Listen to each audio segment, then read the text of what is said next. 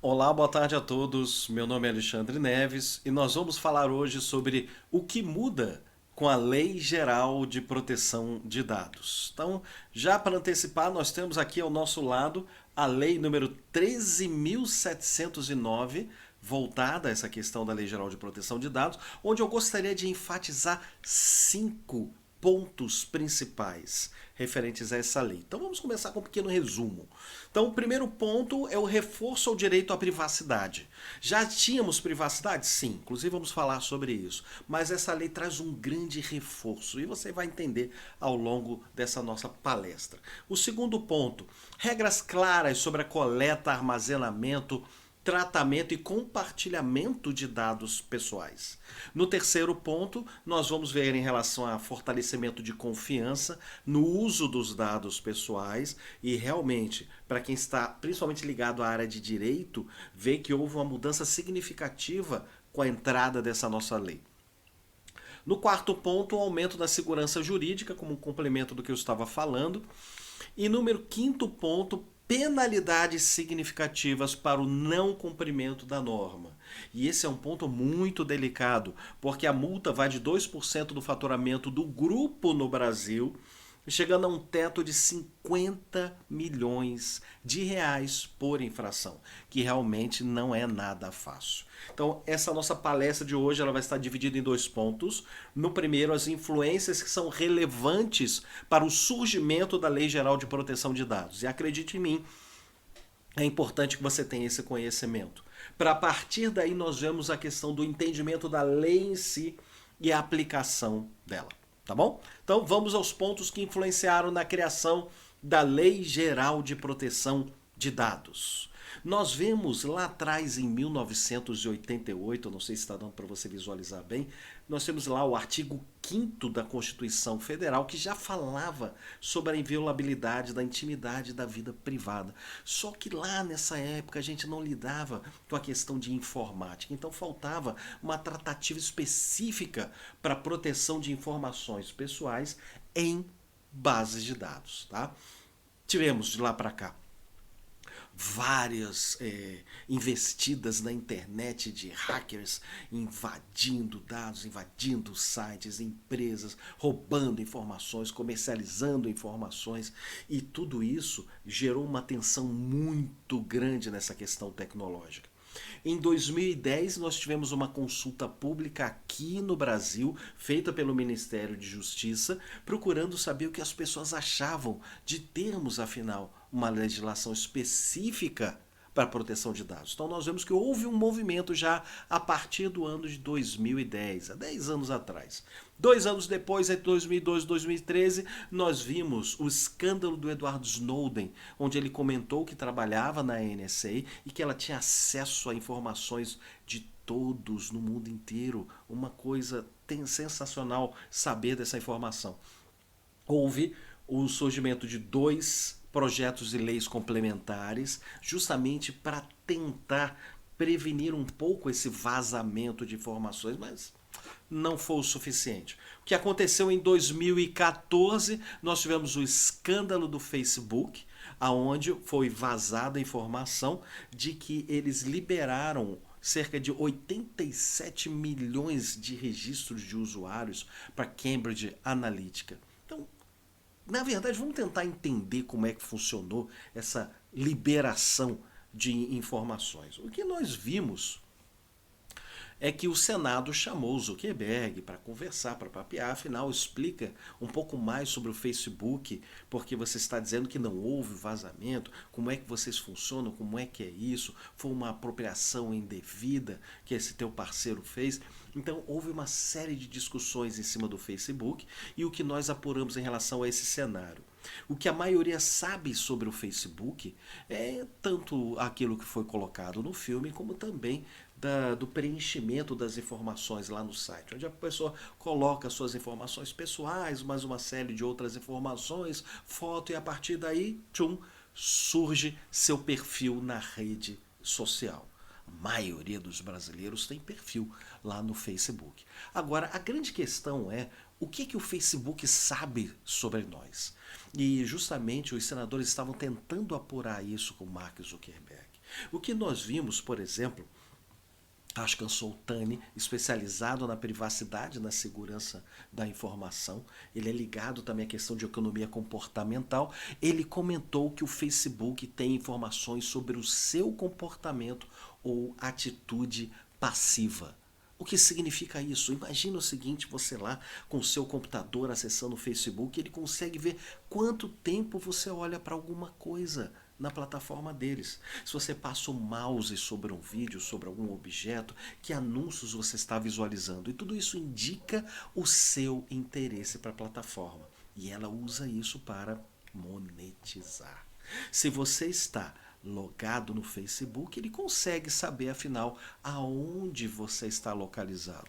Se você usa o aplicativo do Facebook, onde a maior parte das pessoas utilizam isso nos seus smartphones, então ele consegue ver exatamente as coordenadas de GPS do local aonde você está visitando. Puxa vida, você sabia disso? Agora, claro que você está pensando, bom, então o que eu faço? Eu vou lá, saio, faço um log off, né? Saio do Facebook e pronto. Ele não sabe mais nada sobre mim, não é verdade? Não, infelizmente, meu amigo ou minha amiga, não é bem assim que acontece. Eles têm uma série de soluções que eles liberam para terceirizados, para parceiros comerciais, que elas rastreiam a sua atividade. Por exemplo, olha isso aqui. Você vai fazer um login num determinado site, olha lá embaixo, eu posso me conectar com o Facebook, como também com o Google. Opa, peraí, Google também recebe informações minhas e usa? Vamos chegar lá. Olha aqui que interessante. Like. Você está num site vendo uma notícia e tal e tem lá o botãozinho de like. O que significa isso? É um pedaço de código do Facebook lá dentro desse site. Então, quando você visita essa página, ele pega informações que está ali e já começa a rastrear quem é você. Então, a primeira informação, o seu IP, aonde você está, de onde você está acessando esse site. E a partir daí, ele já começa a buscar outras informações do seu computador. Por exemplo, o teu navegador, sistema operacional, os cookies, que são arquivos que estão instalados no teu dispositivo, e olha aqui embaixo, carrega uma série de informações suas. Você sabia disso? Essas informações são passadas para o servidor da empresa do site e ele repassa isso ao Facebook. Mas como assim ele repassa ao Facebook? Porque tem um pedacinho do código. Lembra aquele botãozinho de like? O fato dele colocar aquele botão de like é um pedaço de código do Facebook que faz com que a informação também vá para o servidor do Facebook. O que significa? Facebook se torna então uma plataforma de comunicação em massa com sua fonte de renda e coleta de análise e compartilhamento com anunciantes dos dados dos seus adeptos. Puxa vida, será que você sabia disso? Então, vamos seguindo aqui nas nossas informações. O Facebook teve no ano passado, no terceiro trimestre, um lucro de mais de 6 bilhões de dólares. São mais de 2 bilhões de usuários diários, tanto no Facebook quanto nas soluções dele. Isso gera um movimento altíssimo de dados. Então, no ano de 2015, nós tivemos aqui no Brasil o chamado Marco Civil da Internet. Ele trouxe informações para nos proteger um pouco mais? Sim, trouxe. Porém, o Marco Civil da Internet ele não abordou no como os dados fornecidos pelos usuários poderiam ser utilizados pelas empresas. Então houve a necessidade de detalhar ainda um pouco mais, proteger e amarrar ainda um pouco mais. No ano de 2016, a comunidade europeia lançou a GDPR. A GDPR seria a legislação deles de proteção de dados. Então o que aconteceu? Com cerca de um ano em vigor, eles geraram multas altíssimas, olha, mais de 90 multas aplicadas, 56 milhões de euros arrecadados, principalmente do Google. Você sabia disso? Então, seguindo essa legislação, olha que informação importantíssima eu tenho aqui do lado. Essa legislação determinou que as empresas europeias só podem compartilhar dados com outras empresas que estejam no mesmo nível de proteção de dados. Então, o que, que isso gerou? Gerou com que vários países corressem para criar uma legislação semelhante à GDPR para não perder todo o vínculo de comércio, de negócio com países da comunidade europeia. E o Brasil, claro, foi um desses países, não é verdade?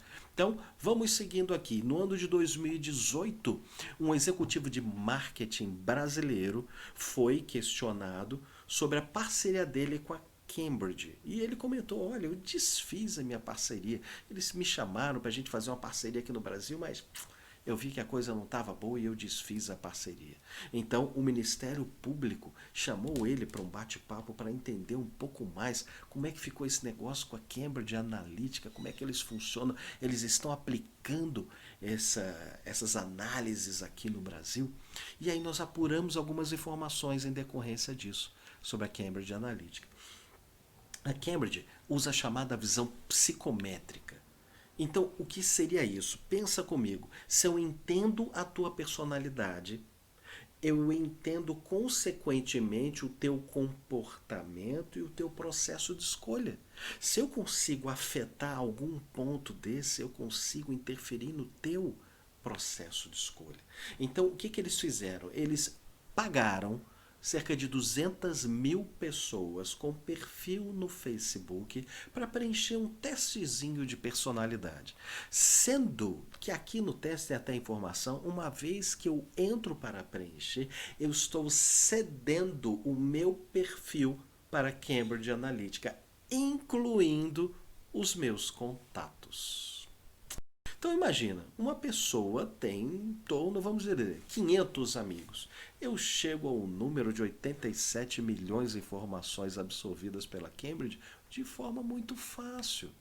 Mas como é que eles fizeram? O que é que eles usaram? Eles criaram um método de análise de perfil chamado Ocean, que são 5 variáveis. Essas variáveis permitem analisar diferentes aspectos de uma pessoa.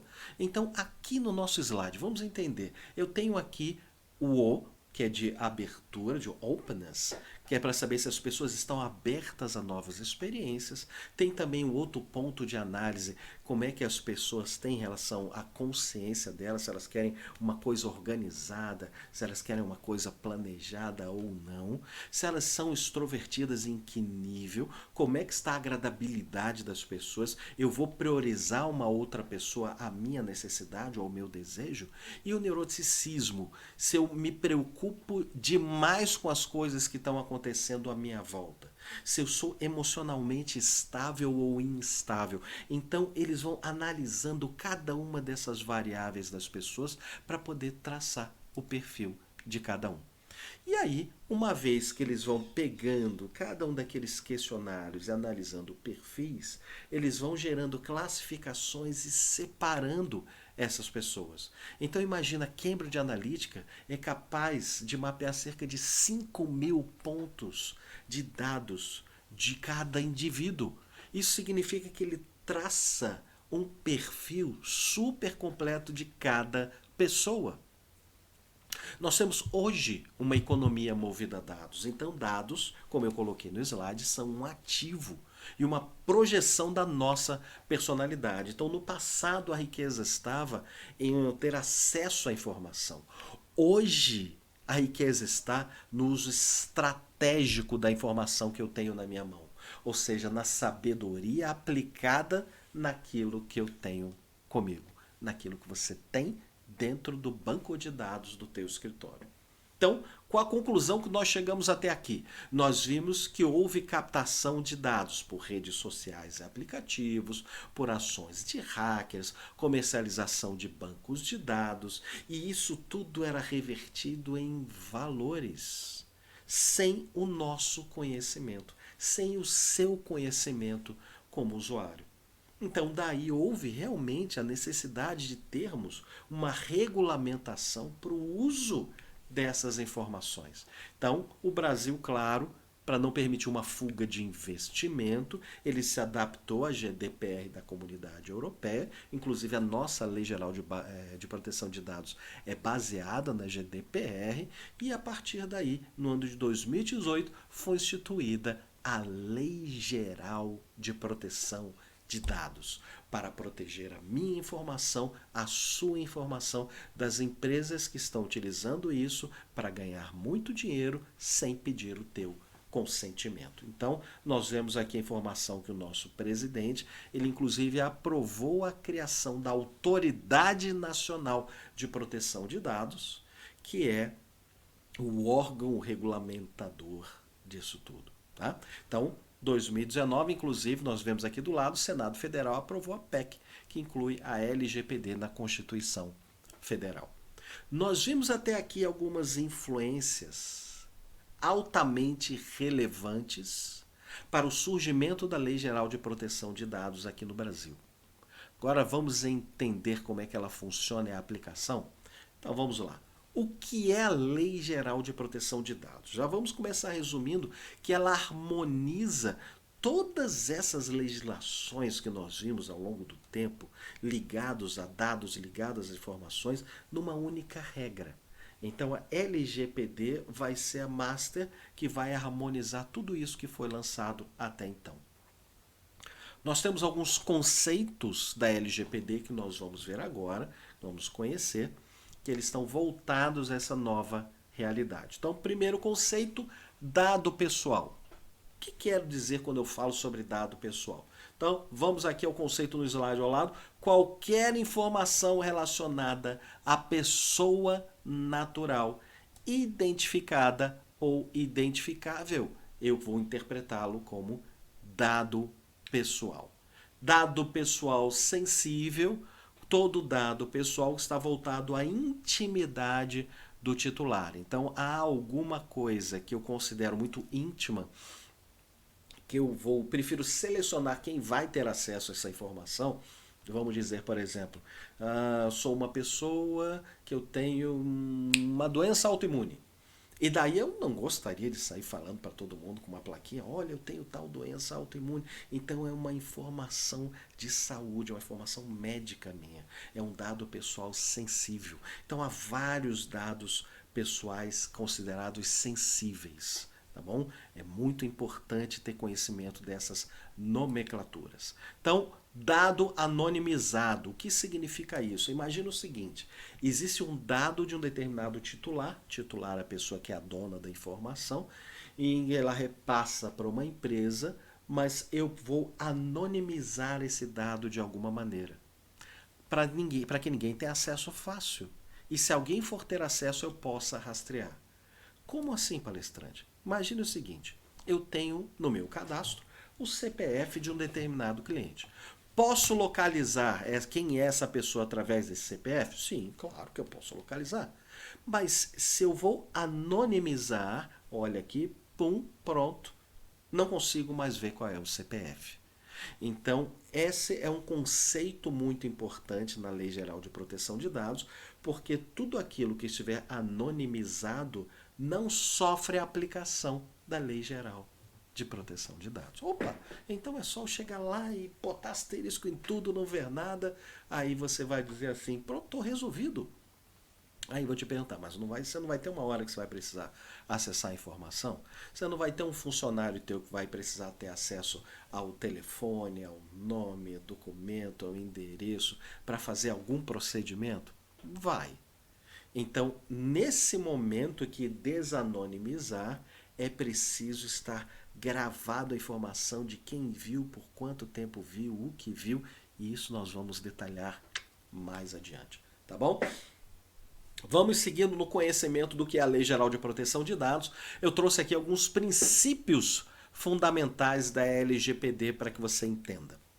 Então vamos a 10 princípios fundamentais. O primeiro é o da finalidade. Quando diz finalidade, quer dizer o seguinte, eu falo para uma pessoa que eu vou pegar determinada informação dela para fazer um tratamento de dados. Então, a finalidade precisa ser exatamente aquilo que eu informar. Exemplo, a pessoa vai numa farmácia e eu digo assim, olha, você me dá seu CPF, eu quero te dar um desconto, mas eu preciso do teu CPF. E aí a grande questão é, por que precisa de um CPF para dar um desconto de um medicamento? Vai usar como? Então entenda, A farmácia, ela não pode, tá? Estou usando aqui farmácia como exemplo, tá? Se aplica a todos os segmentos que captam informações dos seus clientes, principalmente escritório contábil.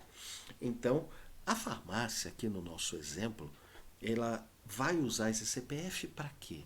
Então, se eu digo que eu vou pegar o CPF, eu tenho esse CPF que me indica quem é a pessoa, e eu tenho ali o que ela consumiu, data, hora, eu tenho aquele padrão ali de informações, aquele meu consumo, eu posso gerar um histórico de consumo, e será que a farmácia não poderia ganhar dinheiro com isso?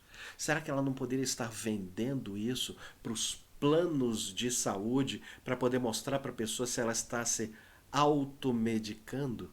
E se ela está se automedicando, ela pode estar desenvolvendo algum problema de saúde que depois vai utilizar um médico?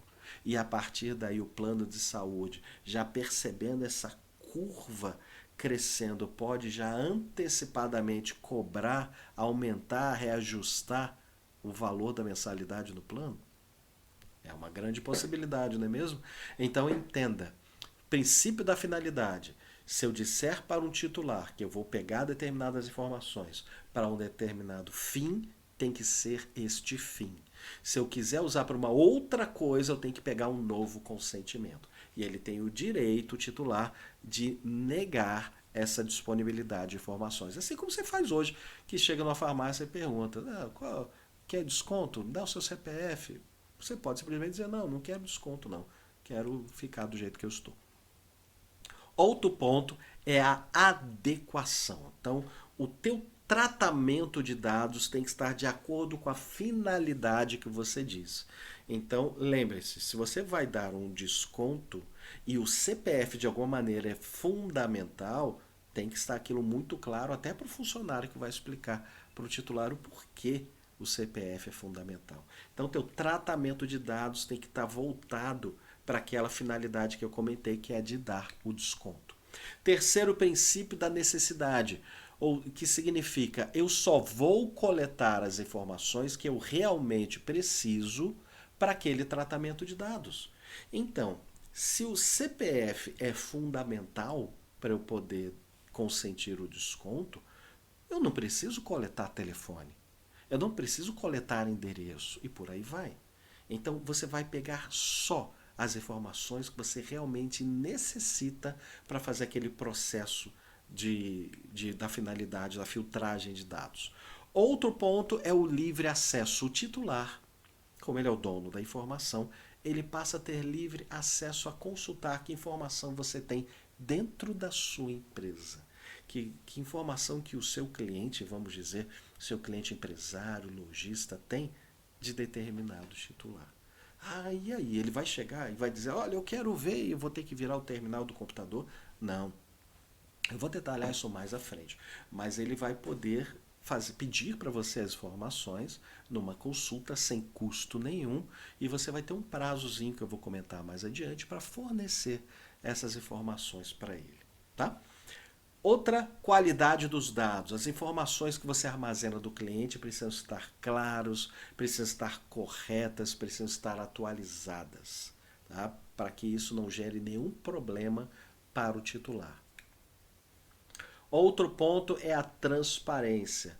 Eu vou garantir ao titular que as informações que eu vou guardar dele, elas serão muito bem guardadas, somente as pessoas autorizadas da empresa terão acesso. Claro, se houver vazamento, a minha empresa que vazou as informações, querendo ou não, vai ser penalizado. Eu já comecei lá a palestra falando sobre essa penalidade.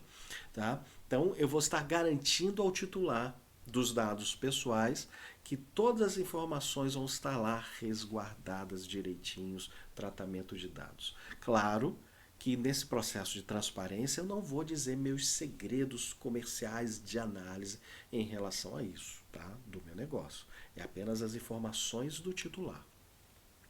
Outro ponto, segurança. Eu vou precisar adotar medidas que vão manter os dados realmente bem guardados.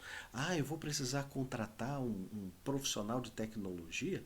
Se você não tem começa já pelo menos com uma consultoria, porque os teus dados vão precisar estar muito bem guardados. Ou então você vai precisar fazer uma parceria bem bacana com o teu provedor de solução de tecnologia. A gente vai falar e abordar isso um pouquinho mais adiante. Oitavo ponto do princípio da Lei Geral de Proteção de Dados é a prevenção. Eu vou ter que estar tomando medidas para prevenir que os dados do meu titular sofram algum problema, dano, apagar, excluir, ou seja o que for. Tá? Então, qualquer coisa que possa surgir em decorrência do tratamento de dados que eu vou fazer com aquelas informações do titular, eu tenho que tomar cuidado para que estejam preservadas as informações do meu cliente. Nono ponto, não discriminação. Eu não posso utilizar essas informações para discriminar o cliente de alguma maneira. Então, está aqui, não realizar tratamento de dados pessoais com propósitos discriminatórios. Eu não vou poder fazer isso, então tome muito cuidado. Décimo ponto, responsabilização e prestação de contas. Então, a capacidade do agente em demonstrar a adoção de medidas eficazes suficientemente para comprovar a observância e o cumprimento das normas de proteção de dados pessoais. Ou seja, vou me responsabilizar pelas informações que eu estou guardando, pelo tratamento das informações e que eu vou estar comprovando que eu vou cumprir todas essas normas. Como assim eu vou poder comprovar? Lembra a Autoridade Nacional de Proteção de Dados que o presidente disse que está autorizado criar essa autoridade aqui no Brasil? Então, pois é, eles podem bater na sua empresa para fazer uma fiscalização. E existe um relatório que mostra como está todo esse processo. Mais adiante eu vou abordar, tá bom? Então, nós vimos o que é a Lei Geral de Proteção de Dados e vamos agora ver quem é que está envolvido nesse processo. Nós temos 4 diferentes agentes. O primeiro agente é o titular. Titular é aquela pessoa que vai lá e traz a informação. Então, tenho aqui o titular, depois eu tenho o controlador, o operador e o encarregado. Então vamos entender cada um desses. Quem é o titular? Titular é a pessoa física a quem se referem os dados pessoais. Aquela pessoa que, por exemplo, vai lá na farmácia, vai comprar um determinado medicamento e o caixa vira e diz, você quer o CPF para um desconto? Você me dá essa informação? Então esse é o titular. Ele é o dono da informação. O titular, ele passa a ser o dono dos dados. Aí você fala, mas ele já não era dono dos dados? Vamos pensar um pouquinho como era até aqui. Até aqui, a farmácia, é o exemplo, tá?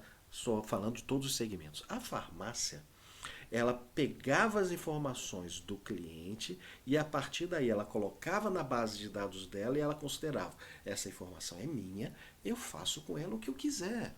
Se eu quiser pegar essa informação e vender para o plano de saúde, eu posso. Se eu quiser, com um e-mail, ficar mandando um monte de e-mail de promoção para o cliente sem ele nem ter pedido para receber, eu também posso. Então eu posso fazer o que eu quiser com essas informações. Podia. Com a entrada da Lei Geral de Proteção de Dados, as empresas não são mais donas dessas informações. Então elas ficam com a organização da base de dados, com a inovação, com a maneira de gerar inteligência a partir desses dados. Mas os dados são do titular, tá bom? Então, o que fica para as empresas? A propriedade intelectual dos códigos, a maneira como eles são interpretados, a inteligência de eu pegar aquela informação e isso aqui me gerar algo mais estratégico para eu poder crescer o meu negócio. Então, a lei geral traz mais controle sobre como as empresas vão usar o seu CPF, as suas informações, seus dados de saúde, por exemplo. Tá? Então, lembrando que a Lei Geral de Proteção de Dados não se aplica exclusivamente a farmácias. Isso é apenas um case para ilustrar, porque essa questão de ir a uma farmácia, pedirem CPF é algo muito próximo do nosso cotidiano. Tá bom? Então, o cidadão vai ter que ser informado que está havendo uma coleta de dados e qual a finalidade. Então, que dados que vai precisar e como vai usar. Vamos detalhar isso mais adiante, tá bom? Então, o cliente também vai poder exigir da farmácia o acesso às informações sobre o tratamento de dados dele. Então, o que está sendo feito com o meu CPF? O que está sendo feito com o registro dos remédios, das medicações que eu estou comprando? Tudo isso ele vai ter direito. Segundo agente, o controlador. Quem é o controlador? É a empresa ou a pessoa que vai coletar os dados pessoais. E ele vai tomar todas as decisões em relação à forma e à finalidade do tratamento de dados.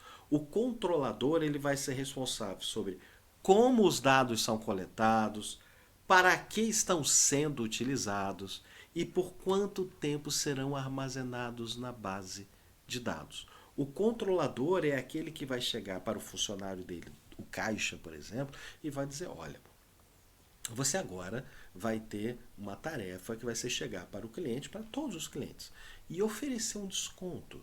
Porque se a pessoa quiser, você vai pegar o CPF dela e você vai colocar aqui no software, nesse campinho aqui. Só isso que é a sua obrigação, tá bom?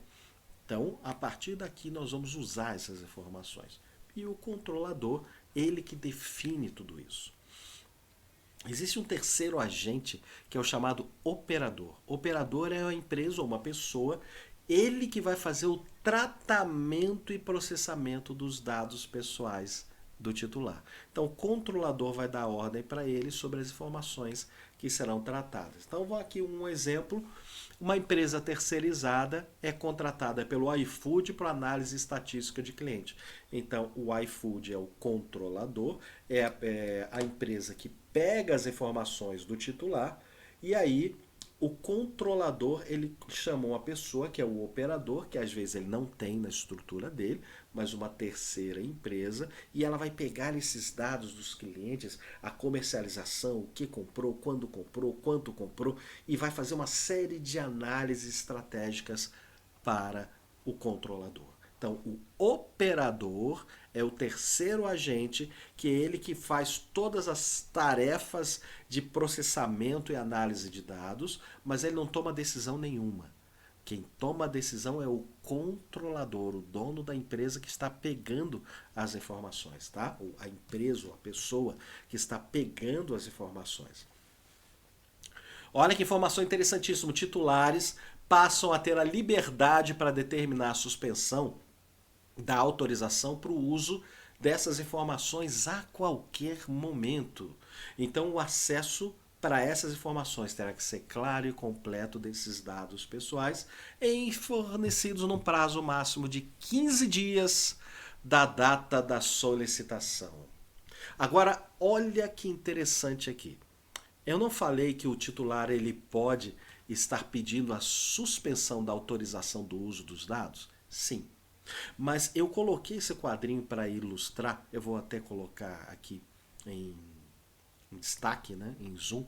Olha aqui que interessante. Em razão da natureza dos dados tratados, considerando a existência de legislações ou imposições específicas relativas a esses dados, o controlador pode estar impedido de realizar a exclusão dos dados, pois é de sua responsabilidade cumprir prazo prescricional judicial e administrativo. E o que eu quis dizer com isso? Que às vezes o titular ele pode chegar na tua empresa, vamos dizer lá, profissional contábil, ele pode chegar na tua empresa e dizer assim: olha, não quero mais que você fique com as minhas informações.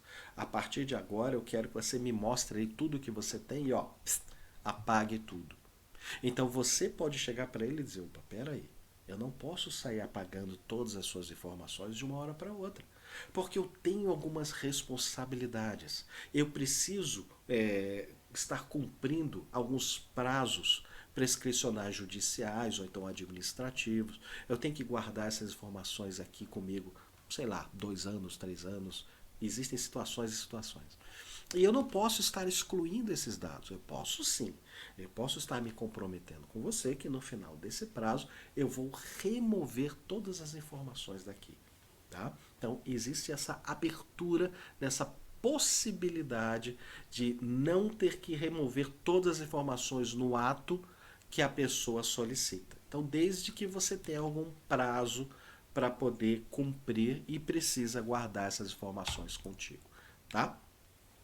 Vamos seguindo aqui no slide. As empresas vão ter que oferecer ao titular uma forma dele consultar ou até excluir o histórico de dados pessoais coletados.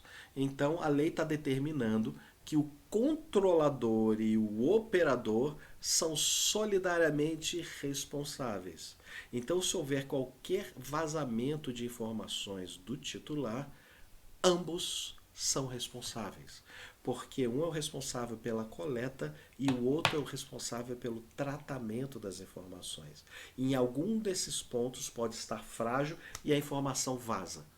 Então, chegou a público sem o consentimento do titular, foi para a mão de um hacker, está sendo vendido sem autorização do titular. Então, ambos são solidariamente responsáveis. Eu trouxe aqui um ponto que eu acho interessante, porque em muita palestra que eu dou presencial, o pessoal comenta: puxa, mas eu vou ter que pegar a autorização de todo o cliente?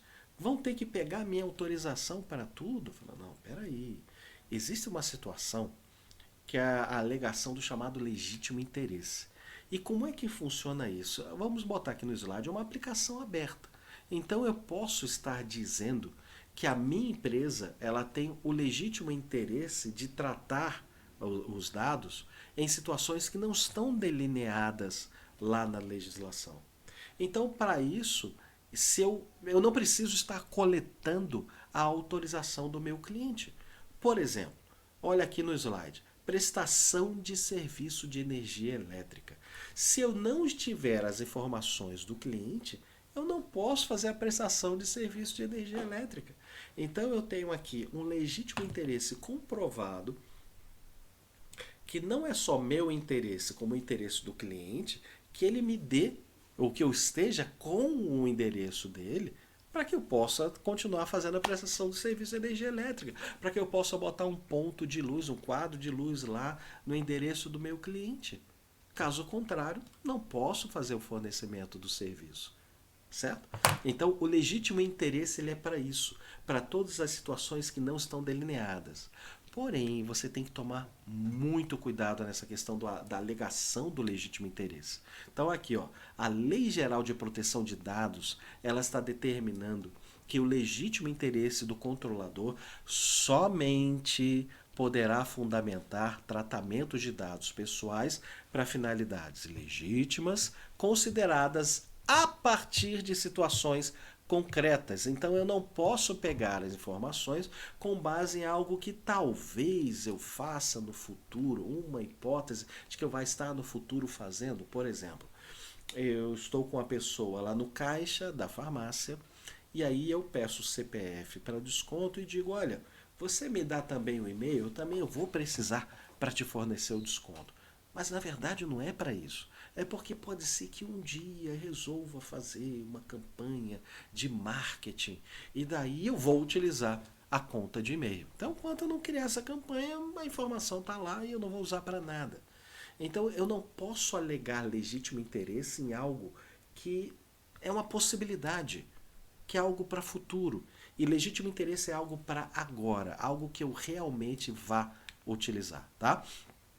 Nós temos aqui um inciso 9 do artigo 7º da Lei Geral de Proteção de Dados. Ele comenta que quando necessário para atender os interesses legítimos do controlador ou de terceiro, exceto no caso de prevalecerem direitos e liberdades fundamentais do titular que exijam a proteção dos dados pessoais. Ou seja, o titular, se ele tiver um interesse superior ao da empresa de dizer: não, eu não quero que você fique com as minhas informações, então não vai rolar o legítimo interesse. Então existe o chamado teste de proporcionalidade, que as empresas que pretendem alegar o legítimo interesse, para que elas façam internamente antes de usarem esse artifício, para que elas possam medir se o interesse da empresa em ter as informações do cliente é superior ao desejo do cliente de não fornecer os dados. Então, veja, eu como empresa de energia elétrica, eu digo, para que eu possa fornecer energia elétrica, eu tenho que ter o endereço dele. Se ele não me der o endereço, não posso fornecer energia, muito simples. Então existe esse teste de proporcionalidade e ele é conhecido como o LIA, Legitimate Interest Assessment. E Claro, você pode conversar, você é escritório contábil, com um profissional jurídico que ele te dá suporte, que ele consegue achar esse teste fácil, fácil na internet. Tem vários sites que explicam como fazer esse teste dentro da tua empresa. Então, o LIA está aqui, uma avaliação interna de legítimo interesse, feito pelo próprio controlador previamente ao tratamento de dados. Então, ele vai impor ao controlador um ônus, que ele vai ter que assegurar que essa avaliação foi bem feita. Por quê? Porque a Autoridade Nacional de Proteção de Dados, ela pode a qualquer momento questionar a sua empresa sobre esse legítimo interesse. Na verdade, eles podem questionar qualquer empresa. Vai ver, você tem essas informações? Ah, legal. Você tem aí a autorização do titular de você guardar essas informações? Mostra para mim. E aí você pode alegar, não, estou aqui usando o princípio do legítimo interesse. É mesmo? Então comprova para mim que o teu interesse de prestador de serviço é superior ao interesse do titular de não liberar, por exemplo, as informações. Então tem que tomar cuidado que a Autoridade Nacional de Proteção de Dados ela vai estar avaliando as empresas. Tá? E eu vou falar um pouco mais sobre essa avaliação mais adiante. Existe um relatório chamado Relatório de Impacto de Proteção de Dados. Eu sugiro que todo escritório, que toda empresa faça esse relatório, como uma maneira de ver se ele está em conformidade com a Lei Geral de Proteção de Dados. Que a partir do momento que você vai montando esse relatório, você vai vendo se afinal há algum ponto vulnerável dentro da tua estrutura, dentro da tua forma de tratar essas informações. Então, esse documento, ele faz parte do chamado compliance digital, que é para poder ver se toda essa questão de proteção de dados está sendo bem feita. Então, aqui eu coloquei nos slides todas as empresas que lidam com dados pessoais de qualquer porte vão precisar se adequar à LGPD e fazer todos os procedimentos de segurança das informações dos usuários. Tá? Então tem que tomar muitíssimo cuidado. O quarto agente, o quarto e último agente, então, primeiro titular, temos o controlador, o operador e agora o quarto agente, o DPO, que é o encarregado de proteção de dados. Ele é indicado pelo controlador e ele fica responsável, dentre várias coisas, como criar cultura de proteção de dados dentro da companhia. Como assim? Eu sou um escritório contábil, então eu sou o controlador. Eu sou o controlador e eu tenho aqui um funcionário que é um funcionário que faz todo o tratamento de dados. Então, ele é o operador. Eu vou precisar nomear alguém aqui no meu escritório que vai ser o encarregado. Esse DPO vai ser a pessoa que vai criar toda essa cultura de proteção de dados dentro do meu escritório. Ele que vai trazer isso para cá, ele que vai treinar as pessoas, ele que vai difundir toda essa nova realidade. Ele também vai ser a ponte do meu escritório com a Autoridade Nacional de Proteção de Dados. Então, qualquer problema que haja com a Autoridade Nacional, é ele que vai fazer essa ponte com eles. E ele também vai ser a ponte com os titulares. Então, o titular que ele precisa de uma informação do meu escritório, e ele vai falar com o DPO, que vai ver o que ele precisa, como vai fornecer as informações, etc. Então, o DPO precisa ser uma pessoa que tenha a habilidade de conversar com pessoas. Ele tem que ter a cabeça voltada para trazer essa cultura para todo o escritório. Então, ele vai ter que ter excelentes habilidades de gerenciamento de informações e situações. Então, ele vai precisar ser aquela pessoa realmente de jogo de cintura na tua empresa.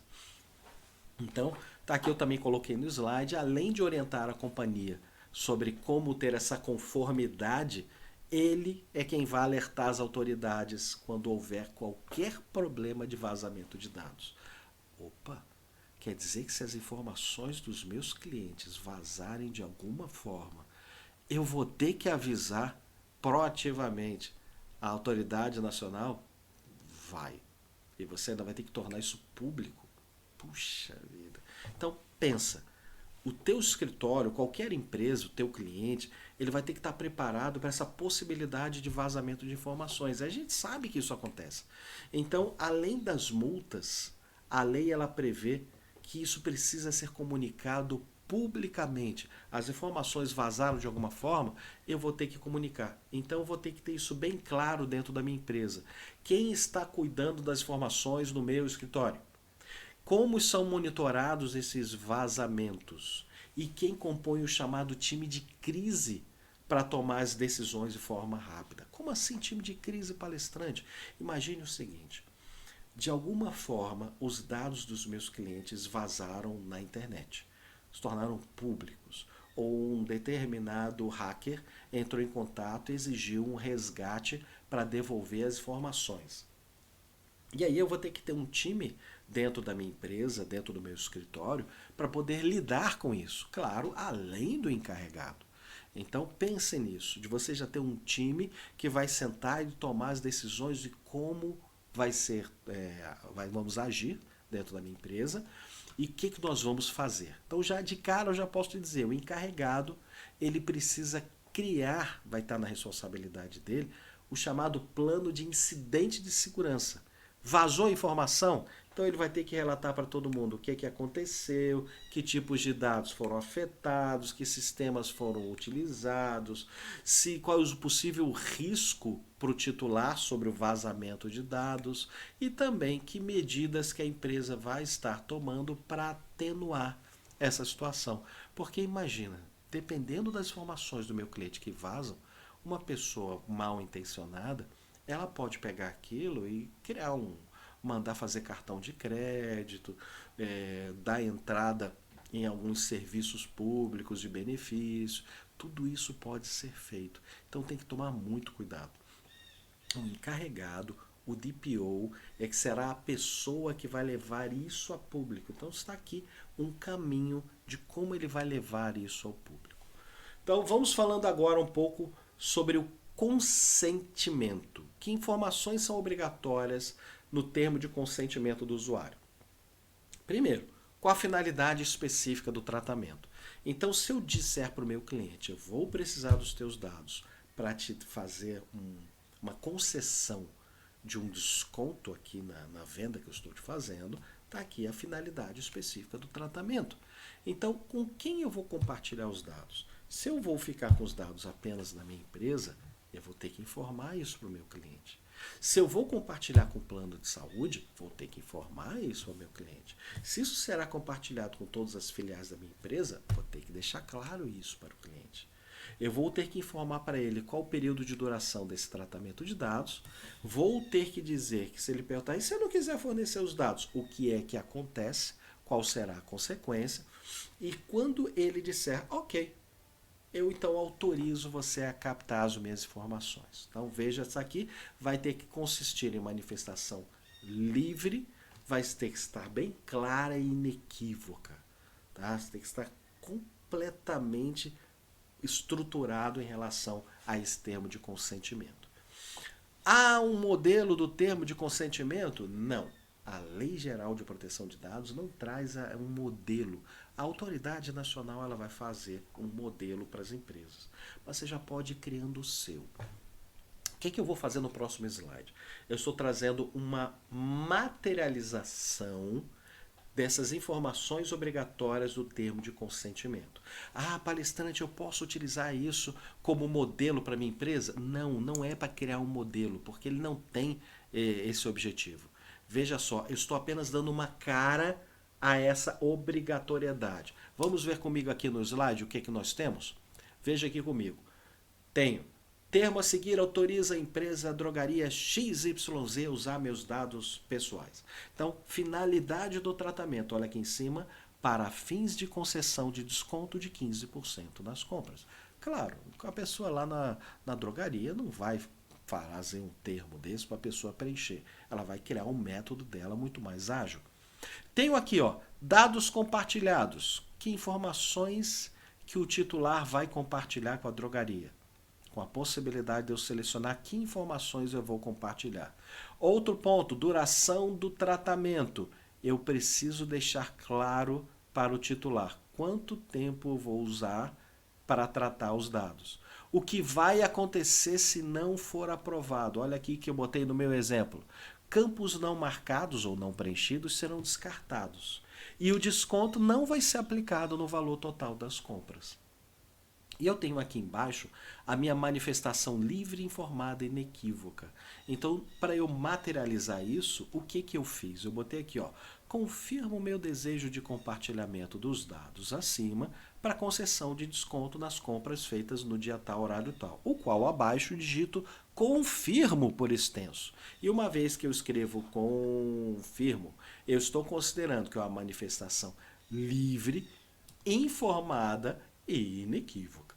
Entendeu? Então, lembrando mais uma vez, isso não é um modelo para você aplicar no teu escritório, nos teus clientes. É apenas uma materialização do que a legislação diz que é necessário como termo de consentimento. A partir daí, você já vai, claro, sentar com a tua equipe do teu escritório e bolar como será o consentimento que vocês vão pegar dos usuários que vocês guardam as informações. Tá ok? Então, vamos seguindo. Esse exemplo aqui do lado, ele é apenas para mostrar o que não deve ser feito. Olha o que eu tenho aqui, ele foge completamente do padrão. Eu tenho as informações já preenchidas, eu já tenho a caixinha pré-marcada, olha, eu autorizo e eu só preciso dar um ok. Viu como está faltando várias coisas? Não tem por quanto tempo eu vou guardar as informações e etc. Não está claro a minha autorização, não está inequívoca. Entende? Então, esse tipo de termo de consentimento que muita empresa fazia até então, até mesmo as empresas de instalação de software, já não vai mais poder ser utilizado. Então, a informação precisa ser específica e granular, ou seja, ela tem que estar ligada a cada uma dos dados que eu vou estar fornecendo para a empresa. Então, a nova lei cria o chamado pacote de direitos para o cidadão, onde ele passa a ter o próprio controle dos dados dele que estão na outra empresa. Então, o cidadão, o titular, vai ter o poder de pedir a modificação de informações erradas, se opor à coleta de informações sensíveis, por exemplo, a religião. Então, imagina, estou lá no caixa da drogaria, lembrando novamente que é apenas um case. Estou lá no caixa da drogaria, e aí eu me dê seu CPF, me diga seu e-mail, seu telefone, com a sua religião. E aí você vai dizer, peraí, eu não quero fornecer essas informações. Eu forneço para você no máximo o meu CPF. Então você vai ter o direito de escolher que informação você vai compartilhar ou não. Assim como a empresa vai dizer o que vai acontecer se você não compartilhar determinada informação. E o titular também pode pedir a revisão de decisões tomadas de maneira automatizada. Como assim, palestrante? Lembra daquelas situações onde a pessoa pede, por exemplo, um empréstimo, alguma coisa, crédito pessoal. Se o cálculo é automatizado e eu não concordar e achar que eu fui prejudicado de alguma forma, eu posso pedir uma revisão feita por uma pessoa e a empresa é obrigada a me responder num prazo de 15 dias corridos, por escrito. E se eu achar que eu estou sendo prejudicado de alguma forma, eu estou sendo discriminado em função das minhas informações, eu posso acionar sim a Autoridade Nacional de Proteção de Dados para fazer uma auditoria naquela empresa.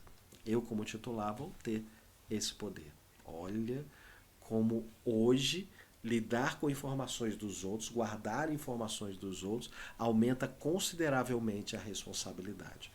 Outra informação, cookie e IP de computador é considerado dado pessoal? Eu acrescentei isso porque em outras palestras presenciais, que eu levo aí mais de 2 horas falando sobre Lei Geral de Proteção de Dados, já me perguntaram isso. Bom, dados pessoais são informações que possibilitam a identificação de um indivíduo. Então, a LGPD brasileira, ela não fala claramente do IP ou do cookie, mas a GDPR da Comunidade Europeia, ela fala sim, e ela trata que uma vez que você tem acesso a essa informação do IP e do cookie, você possa fazer uma identificação reversa.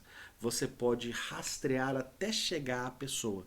Então, sim, se é um dado que me leva até a pessoa, ele está também enquadrado na Lei Geral de Proteção de Dados. Então não é falado claramente, mas claro que há todo um forte peso para interpretar que cookie e IP também é um dado pessoal. Então tome muito cuidado se o site do teu escritório, o site da tua empresa ou do teu cliente está guardando cookies, está pegando cookies da máquina de quem acessa, está registrando o IP de quem acessa o site. Então, olha aqui que interessante, eu tenho um site aqui do lado, tá lá, ó. Ao utilizar esse site, você concorda com o uso de cookies. Essa é uma alternativa? Sim, essa é uma alternativa. Olha outra alternativa interessante que eu posso botar no site do meu escritório. Olha que interessante, ele colocou logo, vai um cookie? E ele botou, ó, como eles usam o cookie na empresa. Há sites que inclusive detalham, olha que interessante, você pode detalhar, eu vou liberar o uso de cookie do que é necessário, mas para marketing não. Então tudo isso são alternativas que podem ser feitas no site da sua empresa, mas que precisam ser modificadas urgente. E se você não aderir à Lei Geral de Proteção de Dados, dá algum problema para você? Claro que dá. Já que essa lei é para todos os que guardam informações dos seus clientes, tem penalidade sim, para quem não estiver de acordo com a legislação. Então, quem não se adequar vai estar sujeito a uma fiscalização da Autoridade Nacional de Proteção de Dados. E vamos aí a alguns exemplos de penalidades, tá? A advertência indicando o prazo para adoção das medidas corretivas, multas.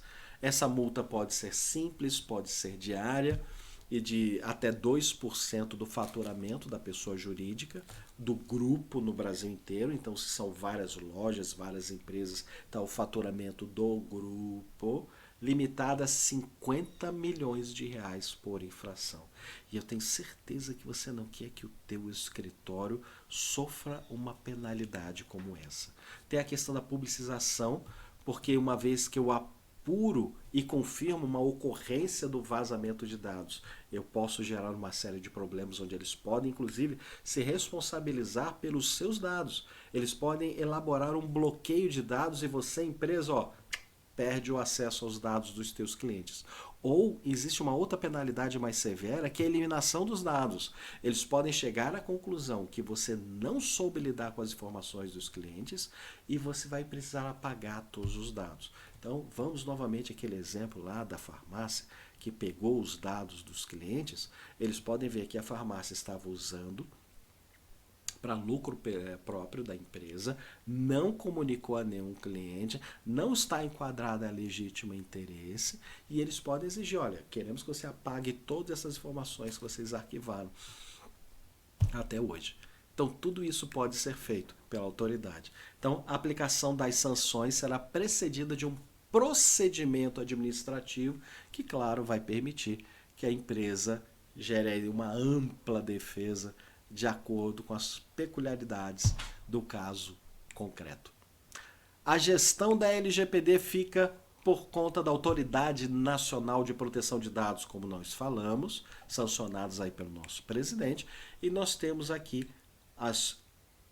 os pontos, né, os titulares que vão compor a Autoridade Nacional de Proteção. Então nós temos lá, olha, Conselho Nacional de Proteção de Dados Pessoais e da Privacidade vai ter 23 representantes titulares e suplentes desses órgãos que estão aí do lado.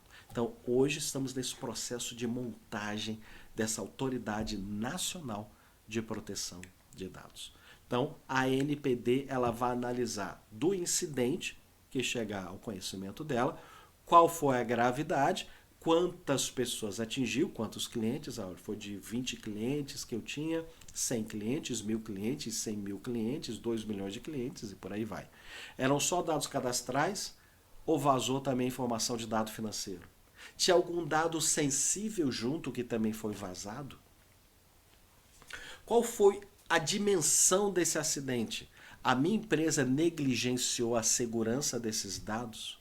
Eu fui vítima de algum tipo de ataque, criptografia? Lembra aquele pessoal que baixa, criptografa os dados, aí depois fica a imagem na tela do teu computador dizendo: olha, suas informações foram criptografadas, mande um e-mail nas próximas 48 horas para conta tal, para poder receber a chave de descriptografia. E claro que vão cobrar a tua empresa em Bitcoin. E outro detalhe que a NPD vai analisar: a empresa que foi vítima de extorsão, ela negociou, ela pagou para ter acesso a essas informações de volta, ela escondeu esse vazamento de dados e não contou para ninguém. Então, dependendo de determinados critérios que a NPD vai estar adotando, eles vão dosar o quanto vão sancionar as empresas, o teu escritório, o escritório do teu cliente, a empresa do teu cliente e etc. Como aplicar a Lei Geral de Proteção de Dados? Vamos a algumas etapas importantíssimas que eu vou trazer aqui para você. Primeiro passo vai ser identificar claramente quais dados de clientes eu tenho no meu escritório. Então eu tenho o quê?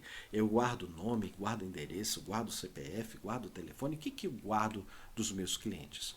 Outro ponto que você vai seguir é analisar o lugar onde eles estão armazenados. Eu estou guardando isso em quê? Em papel, em planilha, em software? Como? Como é que eu estou guardando esses dados? Então a lei ela vai estar dizendo que eu vou precisar rastrear essas informações. Inclusive, não só para disponibilizar para a autoridade nacional, como também para o titular, se ele pedir. Então, isso aí eu vou estar acionando minha equipe de TI. Olha a necessidade de eu estar próximo da equipe de TI. Vou ter que treinar os funcionários, vou ter que treinar as pessoas a como lidar com esse rastreamento de dados. Outro ponto, planejamento do procedimento de pegar o consentimento dos clientes. Aí você diz assim, peraí, mas eu já tenho dados dos meus clientes já de anos. E aí eu vou ter que pedir autorização porque eu já tenho essas informações? Pare e pensa junto comigo. Isso não vai ser bacana? Não vai demonstrar ética? Olha, a partir do período tal, se torna obrigatório, eu tenho as informações X, Y, Z suas aqui com o nosso escritório e nós gostaríamos de dizer para você o que estamos fazendo para guardar as informações com maior segurança. E para isso gostaríamos de renovar a sua confiança conosco na guarda dessas informações. Olha que bacana fica isso, né?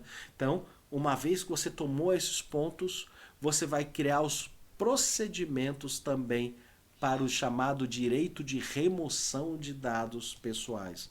O que significa que um titular pode chegar no teu escritório, chegar na tua empresa e dizer, olha, eu não vou querer mais que você fique com as minhas informações.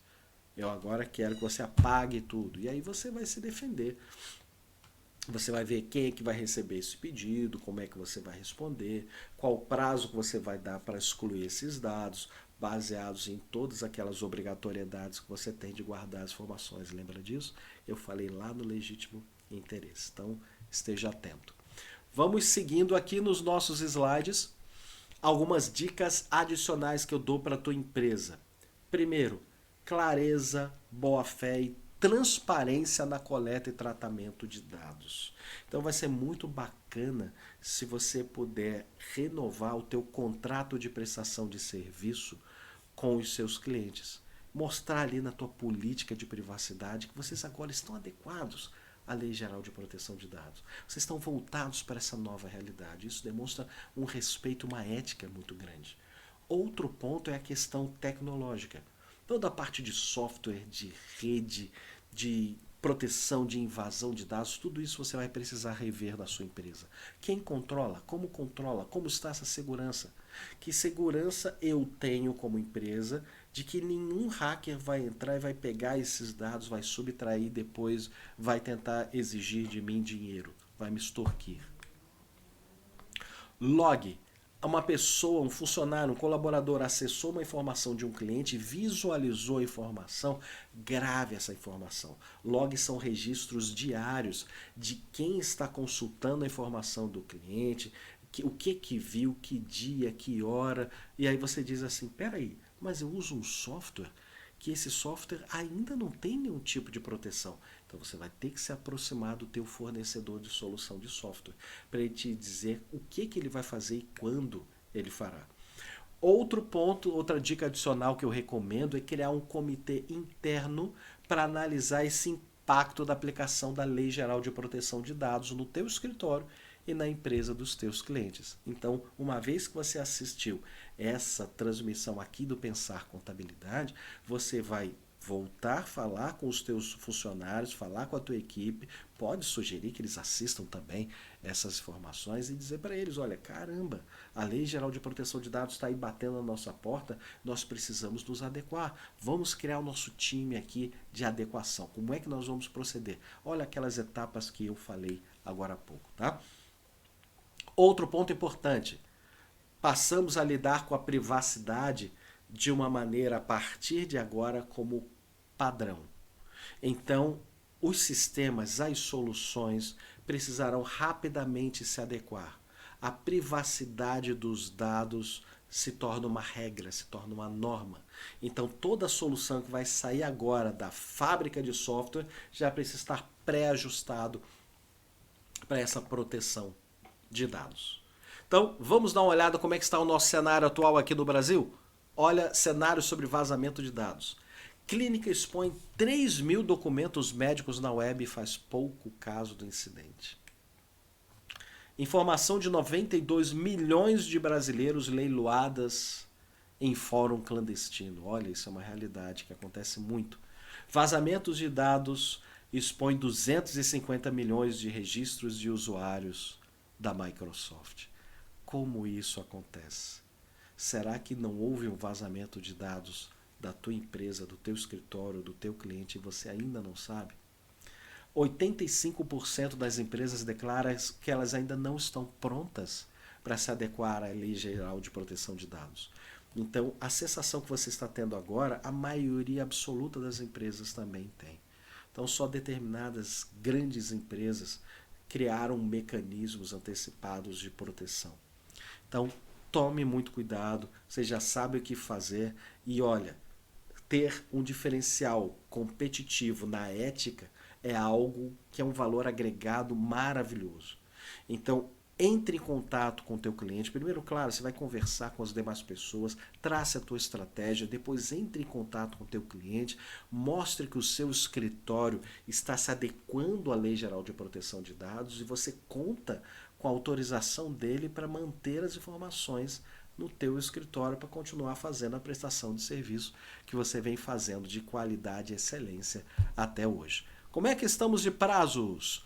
A lei, quando saiu, ela disse que a partir agora, de 16 de agosto de 2020, passaria a vigorar a Lei Geral de Proteção de Dados, sendo que o presidente sancionou a Lei 14.010, onde, a partir desse ano, começando a vigorar, e a punição a partir do ano que vem, de 2021, mas já vigorando a partir de 1º de agosto. Olha que prazo bem curtinho.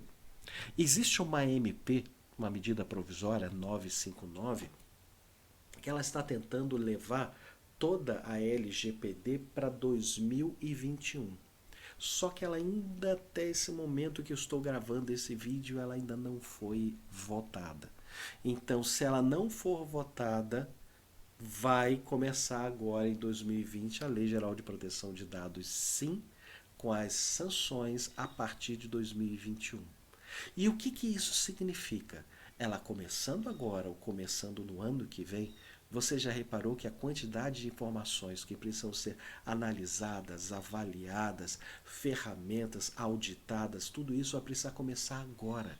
Então, com base nessas informações, já leve isso, já chame a tua equipe. Claro, estamos hoje confinados, trabalhando à distância. Faça uma videoconferência com o pessoal do teu escritório de poder de decisão. Apresente a Lei Geral de Proteção de Dados e explique para todos eles, precisamos tomar medidas a partir de agora. Tá? Então, nós vimos o que muda com a entrada da Lei Geral de Proteção de Dados nas empresas.